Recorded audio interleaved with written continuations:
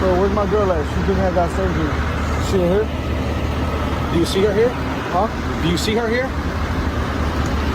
Who you talking to like that? Do you see her here? Who you talking to like that? I obviously don't see her, so I'm asking where she at. I don't know. I just got here. I'm trying to figure Oh, things okay, out. so we don't gotta talk to each other like that. No, but do you see her here? I don't. That's why I'm asking you. All right, so let me do Somebody my job. with authority. Let me do my job. I don't know who you talking to. You're asking me a question. Exactly. And then why you talking about? Do you see her here? What does that mean? Well, I'm asking, do you see her here? I obviously because I don't, don't so I'm know. asking you. How do I know she's involved in this crash? Because that's my car. Are you involved? That's my car. Go stand over there. I'm not standing Go nowhere. stand there. You're That's gonna my go in car. handcuffs. Are you involved in this crash? Bro, that's my girl. She just got Are you surgery, involved on this so- crash? Bro, you can do that. Go stand over there. You're gonna go in I got handcuffs. 20 Come on, million brother. followers. You can do that. I don't care. I got 20 million followers. You can do that. Go stand over there. Brother, I'm just trying to figure out where's my wife at. She's not in that car. She just got surgery, and I asked him. He's somebody with authority, so I come to him. What's up, my PBM family? What's up? Another episode of Old School Cops presented by PBM. You got your three-man squad today in the car. You got the most diverse group of officers. And when I tell you that is we're from the community and we came back to police the community. What makes us hugely different from any other law enforcement analyst that comes out here is that we was born in the projects. Came back to police the projects, and we did a hell of a job doing it. You're talking about undercover work. You're talking about SWAT team. You're talking about state, federal, and Supreme Court. You're talking about Red Dog operator. You're talking about SWAT team commander. You're talking about detective. You're talking about sergeant. We have the most diverse group of individuals on any police panel that you could think of. You send us a video, we give you an unbiased assessment. We are Black men coming from a Black community that came back to police a Black community. Not too many analysts can say that. There's there problems with law enforcement? Yes, we'll be the first one to tell you. We've all experienced it. How we figure that we would help our community is to come back to police our community. Nobody knows the community like the people from the community, so that's why we did it. This particular video, go ahead, Shane, you can start it out. This is crazy. Guys, it's not what you say, it's how you said it. Did you notice the person that was checking on his wife? He said, hey, brother, did you see so-and-so? He started his own de-escalation tactic. He wanted to find out what was going on with his wife. And then the officer said, who looked like a baby who got Enfamil dripping down his face. First off, do you see her? Did you see the accident? You're part of my scene. Listen, the guy is and questioning, trying to find out what's going on with his wife. We don't know the background. Look like she had some surgery. What happened to your de-escalation tech? Matter of fact, let me back up. There was no need to do any de-escalation techniques. You should have kindly answered, well, you know what, sir? I just got on the scene. I don't see her yet. Do you know what car she was driving with so-and-so? Let me try to find out for you. But you can stand on the side for me. Let me go check the scene out, and I'll get back to you shortly. 1, 2, 3. It's easy to handle things like that. Why do you have to have a tug of war words and your chest got to pop out?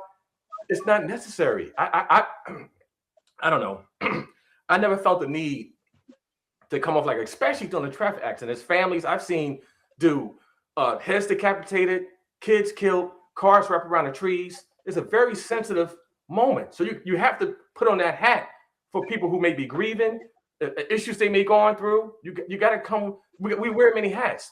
The way that officer approached that person, it didn't really make any sense, guys. It was unnecessary. I don't see any reason to talk that way, especially on a scene. And again, it's not what you say, it's how you say it. That's how I could put it, Joe. Yeah, I don't even understand that because the guy just came up and was like, hey, how you doing? You see my wife? And the officer just played tough guy for no reason. I come and you can tell me how you feel.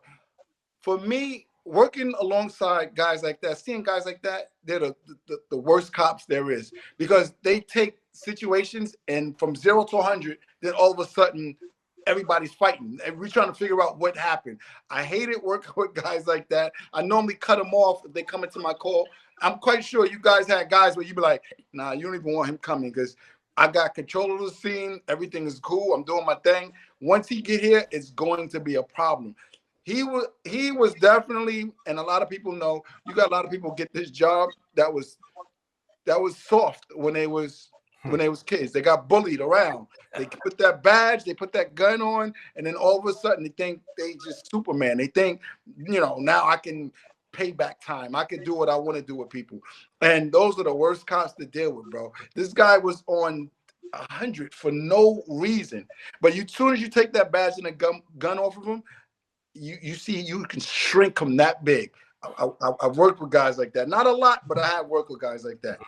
Tone? No, Shane said it earlier, and you're right, Joe. I mean, the sensitivity behind that. Picture any one of us, and I try and live through the same, I try and put myself in the same situation where I arrive somewhere. I am so scared and worried about my wife. Where is she at? Is she okay?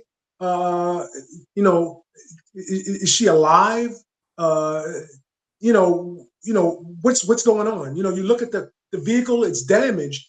I want to know where she is. And you got to remember, somebody is a little distraught. They are very, they're very, they can you help me out, right? Yeah. You, like you said, Shane, we wear all these different hats. You got to put your hat on and say, yeah, I understand that situation. Sir, I don't know. I just got to the scene. Do you have a picture? Was she with anybody? Let me see if I can find out something. Do me a favor, wait right here. And then you go and you try and find out immediately all involved and comfort him down. And think about other family members who may be there. You want to reassure them too of the condition of their loved ones. That brings things down so much. That person will be so thankful for what you've done for them and so cooperative just because of how you came across to them. But when you put that big man hat on, or you puck out your chest, you're going to get some confrontation. You're going to get resistance. Remember, he's thinking about his wife. He's thinking about his loved one. Mm-hmm. And this is how you're going to act. All that does is add fuel to the fire, and situations get out of hand. You hit it right on the head, Tony. It made me think about, us putting a badge is to protect, right, and serve. If you don't want to serve anybody, do not become a police officer. That's the job. We're here to serve. We're here to help you out. When you call us, hey, we're here to, be there for you. If you're not here to serve, do not put on that badge. Do not put on that uniform. If you don't want to be a servant, forget about it. We're here to help.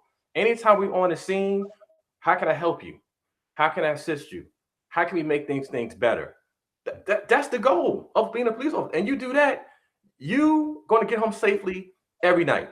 Of course, we're going to have some guys that are going to do some egregious things and say things out of the way. You may have to get tough once in a while, but not all the time. I've always used my words, and I did this 22 years, and I'm still here.